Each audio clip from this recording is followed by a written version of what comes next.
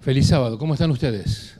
¿Bien? Bueno, es un día fresquito, pero no tan fresquito. Si uno está caminando al sol, como que hay que sacarse el abrigo, y si uno está en la sombra, está más fresco, ¿no? Pero lo más lindo es que podemos estar en la casa del Señor para adorarle y para abrir su palabra. Quiero decirles que no coordinamos nada con Gisela, pero el texto que ella tomó es parte de lo que vamos a estudiar hoy en la Biblia, así que muy bien. Tengo algo como para compartir, como puntapié inicial, introducción al tema de esta mañana, si me pueden poner allí, y a medida que yo les vaya diciendo van pasando las imágenes. ¿Qué les recuerda esta imagen? La Eurocopa, muy bien. En las últimas semanas algunos estuvieron, bueno, no sé si faltando al trabajo para ver los partidos, aunque a la noche no había problema para los de la noche, ¿no? Pero vimos algunos partidos y algunas expresiones de aquellos que ganan, ¿no? Sigamos, la siguiente imagen, ahí está, otra imagen de la Eurocopa, sigamos una más. Ahora, ¿qué tenemos? La Copa América, la Copa América. Sigamos, la cara de tristeza, ¿no?, de los muchachos. Sigamos, alguna más. Ahora, fíjense que la alegría, el logro alcanzado por un grupo de personas, que ellos lo alcanzaron, no nosotros, es transmitido ¿a quiénes? Al resto de la población, ¿o no? O sea, los demás lo hacemos como ¿qué? Como si fuera un logro personal, un logro propio, y salen la gente a la calle. Sigamos la siguiente, la cara de alegría, todos contentos, nadie sabe quién es de Boca, quién es de River, ¿no? Pero sigamos, una más. Ayer comenzaron ¿qué cosa oficialmente? Los Juegos Olímpicos. Más allá de lo que pasó en la semana con el equipo argentino, que ahí es la contracara, ¿no?, de lo que vimos a algunas imágenes, comenzaban los Juegos Olímpicos, ¿no?, donde muchas personas, muchos jóvenes y señoritas estarán compitiendo después de haber hecho mucho esfuerzo y dedicación. Nada les vino de arriba, ¿no?, sin esfuerzo. Ahí podemos decir que hubo meritocracia, ¿no? Seguimos. Una más. Estos son de Olimpiadas pasadas. Seguimos. Una más. ¿Todo por qué? Por una medallita y un ramito de flores que se va a marchitar al poco tiempo. Pero lo que vale es quedar ¿qué cosa? En la historia, ¿no? En la estadística, que fueron campeones. Y la última, que de estas imágenes, no, una más. Estuve revisando y este buen muchacho, la mayoría sabemos quién es, que fue 7 veces campeón de la Fórmula 1, ahí está con el puño levantado, ¿no?, con alegría. Hoy está en estado vegetativo por un accidente que no tuvo nada que ver con lo que él corrió el riesgo durante tantos años. Así que podríamos decir que campeones de ¿qué? Campeones que pueden ser dañados, pueden ser afectados. Yo quisiera esta mañana que podamos analizar juntos cómo nosotros podemos llegar a ser campeones. Y vamos a la siguiente imagen, ahí está, al texto, vamos a abrir en Primera de Juan, el capítulo 5. Primera de Juan, el capítulo 5.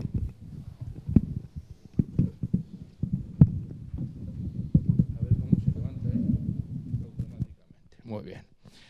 Primera de Juan, capítulo 5, ahí leen los versículos que aparece allí, ¿no? ¿Cuál es? Los versículos 4 y 5. Porque todo lo que es nacido ¿qué? De Dios vence al mundo. Y esta es la victoria que ha vencido al... O sea, fíjense 3 veces la palabra vencedor, ser campeón, en este versículo. Esta es la victoria que ha vencido al mundo, nuestra fe.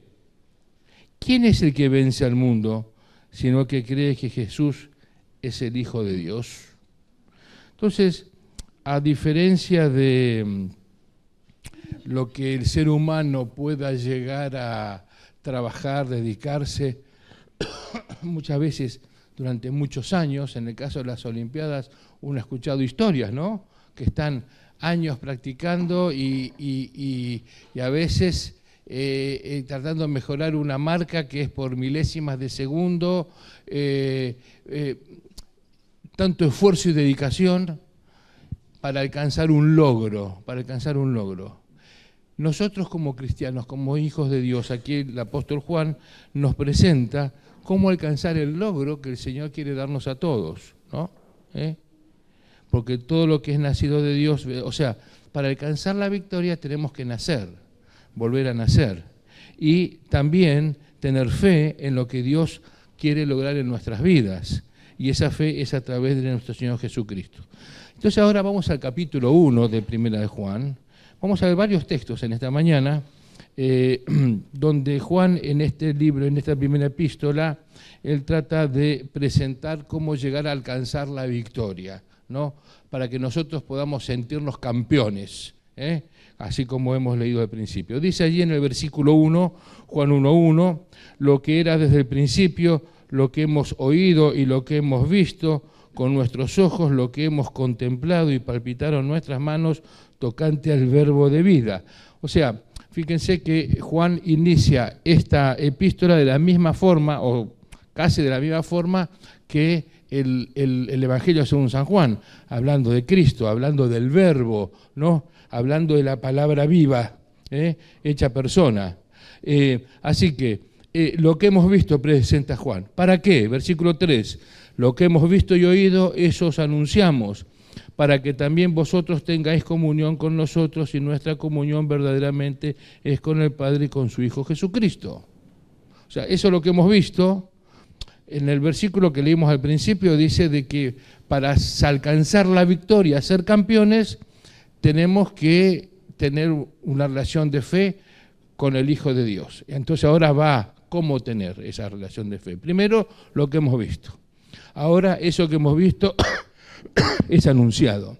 Versículo 4. ¿Para qué? Estas cosas os escribimos para que vuestro gozo sea cumplido. O sea, en otras palabras, para que nosotros podamos tener de alguna manera una relación de alegría, de felicidad, de plenitud con Dios. Así como el pecado separó al hombre de Dios, ahora Cristo vuelve a unir al hombre, al ser humano, con Dios. Aquí dice Juan. ¿Cómo se logra esto? Versículo 5. Capítulo 1:5. Este es el mensaje que hemos oído de él y os anunciamos. ¿Dios qué cosa? ¿Es qué? Es luz. Dios es luz. Y no hay ninguna tinieblas en él. ¿Qué luz es esta? Hablando del punto de vista científico, que es un fotón, una onda, una partícula. Sabemos que es el elemento medible por el ser humano hasta ahora que viaja a mayor velocidad, ¿no? Casi 300.000, me dicen que es casi, no es exacto, pero bueno, decimos redondeando, 300.000 kilómetros por segundo. En el vacío, gracias, es un dato nuevo para mí. Fíjense que cuando nosotros estamos viendo una puesta de sol, vieron que cuando se va bajando el sol y en eso queda como la mitad de un queso, ¿no? Y va cambiando de color, va de amarillo fuerte a naranja. ¿Y nunca notaron que llega un momento que como que pega un saltito y desapareció? No es que va bajando, bajando, bajando, bajando. La próxima vez, esposos lleven a sus esposas románticamente y hagan ver la puesta del sol. Y vean, observen. Lo que estamos viendo en ese momento, en realidad, ya no está ahí. Porque esa imagen salió hace 8 minutos y 16 segundos.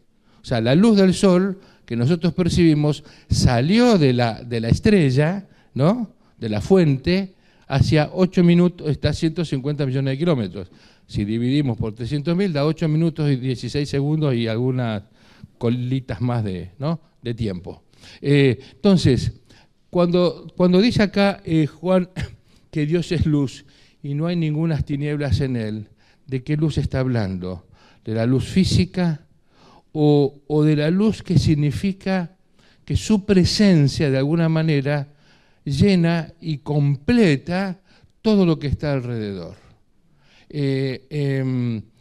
Me imagino que cuando Lucifer estaba en una relación perfecta con Dios, estaba en una zona en la cual la luz le llegaba a él también. Cuando decidió apartarse de Dios, ahora salió de esa zona de luz y comenzó a andar en qué cosa, como hasta el día de hoy, y como va a terminar en tinieblas. Y así nos pasa también a nosotros. Si salimos de la zona de luz, andamos en tinieblas, no solamente en las tinieblas físicas, de noche, etcétera, entramos en un cuarto, salimos de una zona brillante y entramos en un cuarto totalmente oscuro, quedamos como ¿no? sin poder ver nada, hasta que nuestros ojos comienzan a acostumbrarse, ¿no? Lo mismo ocurre en nuestra vida espiritual, dice ahí Juan, versículo 7. Pero si andamos en luz, como Él está en luz, tenemos comunión unos con otros y la sangre de Jesucristo, su Hijo, nos limpia de todo pecado. En otras palabras, nosotros queremos alcanzar la victoria, como leímos al final, ¿no? El primer texto, capítulo 5, 3 y 4. Si queremos alcanzar la victoria, si queremos vencer, etcétera, tenemos que permitir que la luz de Dios esté en nosotros, ¿no? Para que podamos tener no solamente comunión con Dios, sino también con ¿quién? Entre nosotros.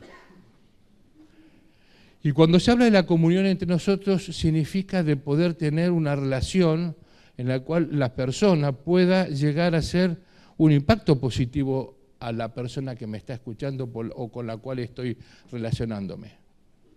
A veces vieron que podemos tener situaciones con personas que decimos, con esa persona no tengo piel, decimos, ¿no? Para decirlo en forma suave, no hay química, mejor lo veo de lejos, porque, ¿no?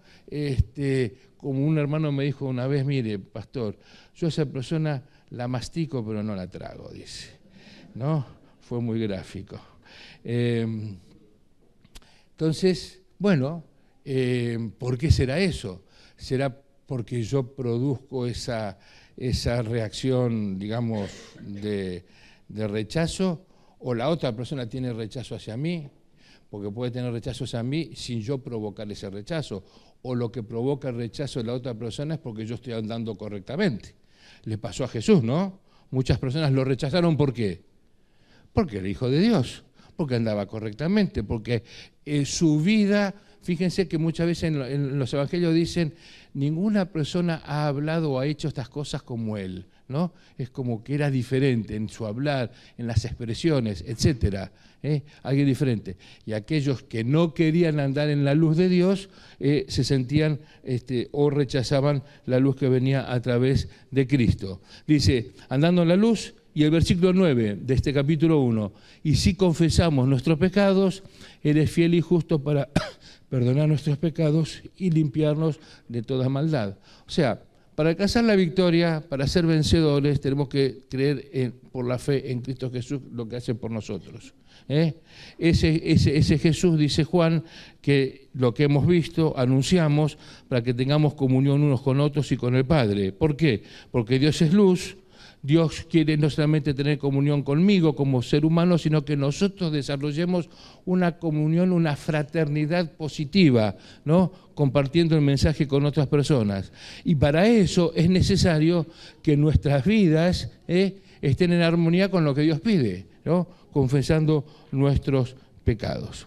Pero saben, a veces puede haber algunas pretensiones personales que pueden ser engañosas o nos podemos autoengañar cuando hablamos, especialmente si confesamos nuestros pecados. Él es fiel y justo para perdonar nuestros pecados y limpiarnos de toda maldad. Y lo dice aquí Juan, versículo 6. A propósito, me fui saltando unos versículos porque entre medio está lo que voy a decir ahora. Versículo 6. Si decimos que tenemos comunión con Él, ¿y andamos en qué? En tinieblas, ¿qué cosa hacemos? Mentimos y no practicamos la verdad. O sea, algunos llegan a decir, yo soy un cristiano, pero lo que hago no afecta a mi espiritualidad, no importa lo que yo haga. Yo separo mi vida espiritual de mi vida personal. Eso era la dualidad que presentaba los filósofos de la antigua Grecia, ¿no? El alma por un lado y el cuerpo por el otro. No tenían una relación con la otra. Entonces yo podría hacer con mi cuerpo lo que quisiera mientras mi alma caminara por otra senda. Bueno, a veces nosotros sin darnos cuenta podemos tener ese concepto, ¿no? Lo que hago no afecta a mi espiritualidad. ¿Qué sigue diciendo Juan? Versículo 8. Si decimos que no tenemos pecado, nos engañamos a nosotros mismos. Y la verdad, ¿qué cosa? No está en nosotros. Alguien que dice que no tiene pecado, o sea, no solamente puedo sentir que lo que hago no afecta a mi espiritualidad, sino que puedo llegar a decir, yo no peco. Yo no peco. Peor aún, versículo 10. Si decimos que no hemos pecado ahora, tiempo pasado, ¿le hacemos a quién? Mentiroso. Si decimos que estamos andando en la luz, pero decimos que no hemos pecado, le hacemos a Dios mentiroso y su palabra no está en nosotros. O sea, cuando el Señor nos confronta para que con su presencia, con su palabra, con su verdad, para que nosotros podamos alcanzar la victoria, ¿no? Que podamos ser ganadores, campeones, Él dice de que para tener una relación con Él tenemos que sentir y saber y entender de que somos finitos, somos caíbles, ¿se entiende, no? Somos propensos a caer, podemos levantarnos nuevamente con su poder, pero lo que no podemos hacer es pregonar que estamos en una relación con Él y así todos sentir que yo soy impecable, o que las cosas que yo puedo hacer no afectan mi relación con Dios. Muy bien, capítulo 2. Dice ahí, ahora, ¿a través de quién puedo lograr esta victoria? Ahora se explaya Juan, ¿no? En el capítulo 2. Versículo 1. Hijitos míos, estas cosas os escribo para que no pequéis. Y si alguno hubiere pecado, fíjense, ¿no? Decía antes, aquel que piensa que no pecó o que no peca, ¿no? Etcétera. En realidad no es así. Pero para solucionar esto, ahora dice Juan, hijitos míos, estas cosas os escribo para que no pequéis. Si alguno hubiere pecado, ¿qué cosa? Abogado tenemos para con el Padre a Jesucristo el justo. ¿Cómo? Versículo 3. Y en esto sabemos que nosotros le conocemos. ¿Sí qué cosa? Guardamos los mandamientos de quién? De Dios. Los mandamientos de Jesús. No mis mandamientos, no los mandamientos de la iglesia, los mandamientos que Jesús nos presenta a través de su palabra. Y dice que cuando actuamos así, se producen algunas consecuencias. Versículo 10 dice, el que ama a su hermano permanece en la luz y en él no hay, ¿qué cosa? Tropiezo, o no hay tinieblas. Gracias. En otras palabras, si yo acepto a Cristo como mi abogado, me acerco a Él, aunque soy pecador, le pido perdón, ayuda para ser vencedor, no para lograr la victoria, entonces eso no solamente me acercará a Él, sino también me acercará a las otras personas, ¿no? Podemos acercarnos a mi hermano, a aquella persona que puede estar cerca mío, que puede ser mi hermano en la fe o mi hermano carnal. Esta semana me tocó vivir una experiencia interesante, ¿no? Me contactó una hermana de iglesia para que pueda visitar a un pariente político del hijo.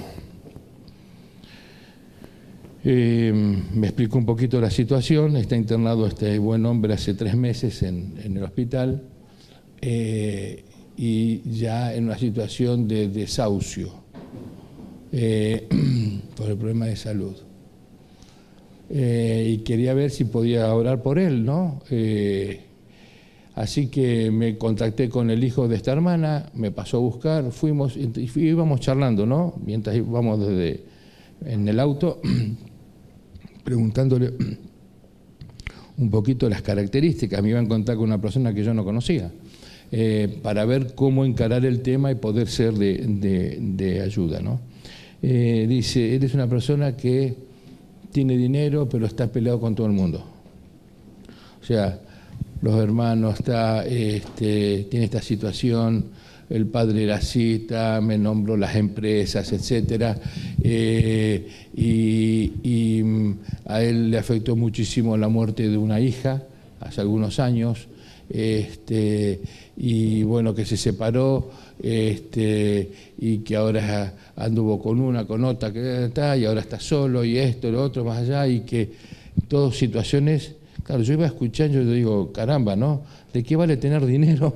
¿De qué vale tener tantos bienes materiales si no solamente estoy en una situación de salud en la cual el hombre ya sabe que no humanamente no tiene vuelta atrás, sino sigue en esa situación de encono, ¿no? De pelea con su familia. Entonces iba pensando, ¿qué le puedo decir, no? ¿Qué texto les puedo compartir? ¿Cómo le puedo hablar? Creo que Dios guió esos momentos, estuvimos 1 hora y media con él, ¿no? Ahí en la pieza del hospital. En eso llegó el hijo y nos acompañó también.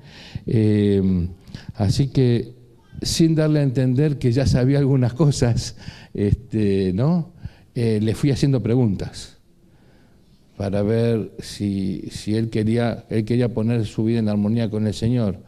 Y entonces le pregunté en un momento, ¿y usted está dispuesto a poner su vida en armonía con los que le rodean? No sé cómo está su vida. Y claro, quedó con los ojos, ¿no? Quedó pensando. Y ahí comenzó a expresarse un poco. Al principio en forma muy, así, digamos, tímida, porque nadie quiere quedar desnudo ante otras personas, ¿no? Hablando de su situación. Hasta que finalmente se fue abriendo la conversación y tuvimos una muy linda charla, ¿no? Y abrimos la palabra de Dios, estuvimos explicando lo que Dios puede obrar en el corazón de las personas. Después me decía este muchacho que me llevó, que es el sobrino político, dice, la verdad que nunca pensé que iba a ser tan receptivo una persona, ¿no? Así que le dejé como desafío, si usted quiere recibir la paz en el corazón, es importante que usted tenga paz con otras personas. Oramos, me fui, y hasta el día de ayer recibo los mensajes del sobrino.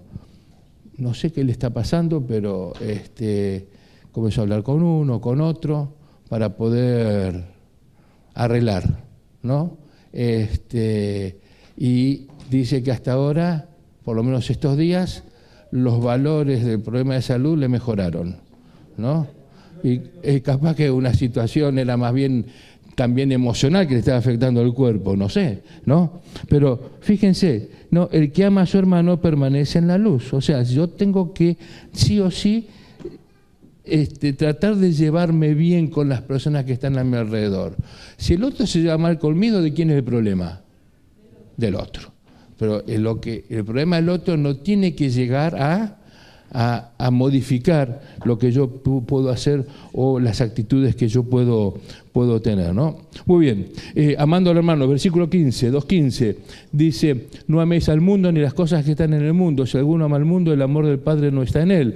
En otras palabras, no solamente amando al hermano, aceptando, guardando sus mandamientos, amando al hermano, no andando según el mundo. Versículo 17, y al mundo pasa y sus deseos, pero el que hace, ¿qué cosa? La voluntad de Dios permanece ¿para cuánto? Para siempre. No es una medallita que dura 4 años, un ramito de flores está, o una copa que hoy la tengo y encima no es mía porque la tengo que entregar, ¿no? Al próximo campeón. Está. Y yo veía como todos los muchachos besaban la copa. Yo digo, menos mal que no hay coronavirus ahí, ¿no? Dando vuelta. Hace 3, 4 años estarían, ¿no? Pero algo que es de metal, algo que simboliza algo, que simboliza un logro, alcanzar algo. El Señor quiere darnos esa copa y ya la tenemos asegurada si seguimos lo que dice aquí el apóstol Juan. Versículo, ahora el capítulo 3, el texto que leyó Gisela al principio, mirad cuál amor nos ha dado el Padre. En el capítulo 3, Pablo trata de presentarnos que somos nuestra reafirmación como hijos de Dios. El capítulo 4 habla que Dios es amor, y finalmente en el capítulo 5 dice la victoria, ¿no?, que vence al mundo, ¿no? Lo que hemos leído al principio de nuestro estudio. Entonces, para ir ya redondeando, ¿cómo somos campeones? ¿Cómo ganamos la victoria? Vivimos en unión con Dios, y vamos a leer rápidamente, ¿no? Si conservamos el mensaje que oímos desde el principio. Capítulo 2, versículo 24. Lo que habéis oído. ¿Cambio el micrófono o no? No. Ahí está. Lo que habéis oído desde el principio permanezca en vosotros. Si lo que habéis oído desde el principio permanece en vosotros, también vosotros permaneceréis, ¿qué cosa? En el Hijo y en el Padre. En otras palabras, tenemos que conservar, permanecer en el mensaje que hemos, ¿qué cosa? Oído desde el principio, siguiendo la voluntad de Dios. Capítulo 2, versículos 5 y 6. Pero el que guarda su palabra en este verdaderamente el amor de Dios se ha perfeccionado, por esto sabemos que estamos en Él. El que dice permanece en Él debe andar como Él anduvo. Muy bien. Al vivir no solamente conservamos el mensaje, vivimos como Jesús. Versículo 27 del capítulo 2. Pero la unción que vosotros recibisteis de Él permanece en vosotros, y no hoy tenéis necesidad de que nadie os enseñe. Así como la unción misma os enseña de todas las cosas y es verdadera y no es mentira, según ella os ha enseñado, permaneced en Él. En otras palabras, obedecer las enseñanzas a través del Espíritu Santo. Versículo 3, versículo 24. Y el que guarda sus mandamientos permanece en Dios y Dios en Él. Y en esto sabemos que Él permanece en nosotros por el Espíritu que nos ha dado. Obedecer las enseñanzas. Versículo 14 del capítulo 2. Os he escrito a vosotros padres porque habéis conocido al que es desde el principio. Os he escrito a vosotros jóvenes porque sois fuertes y la palabra de Dios permanece en vosotros y habéis vencido al maligno. O sea, se dirige a todas las personas, ¿no?, de todas las edades, para que la palabra del Señor more en las personas. Algunos riesgos que nosotros podemos llegar a correr al querer permanecer en Cristo y al poder seguir su voluntad. Primero, queremos que las cosas sean fáciles, que sean automáticas. Estuve en la Feria del Libro hace ¿cuánto fue? Hace un par de meses, ¿no? Para una exposición especial que hizo la Universidad Adventista del Plata, y con mi señora comenzamos a recorrer los stands, etcétera, y la verdad que, salvo honrosísimas excepciones, el nivel de temas y de publicaciones de lo que había estaba tan alejado de lo que Dios espera para el ser humano.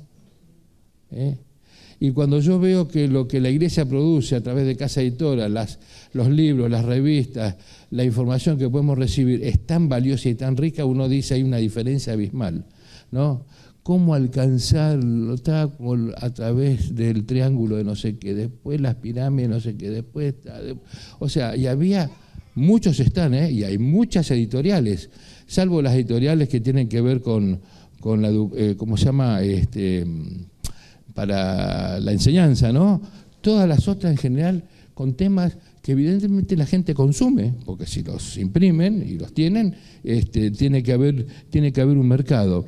Y en una sección, en un lugar, encontré algunos libros que decían cómo hacer todo fácil. Había uno que tiene que ver con haciendo, digamos, algún tipo de chistes en relación a lo que se puede hacer fácil, ¿no? Vieron, había una revista en el pasado, no sé si sigue existiendo, Mecánica Popular, ¿no? Que en el pasado, ¿no? Y ahí era como uno podía hacerlo todo. Es imposible.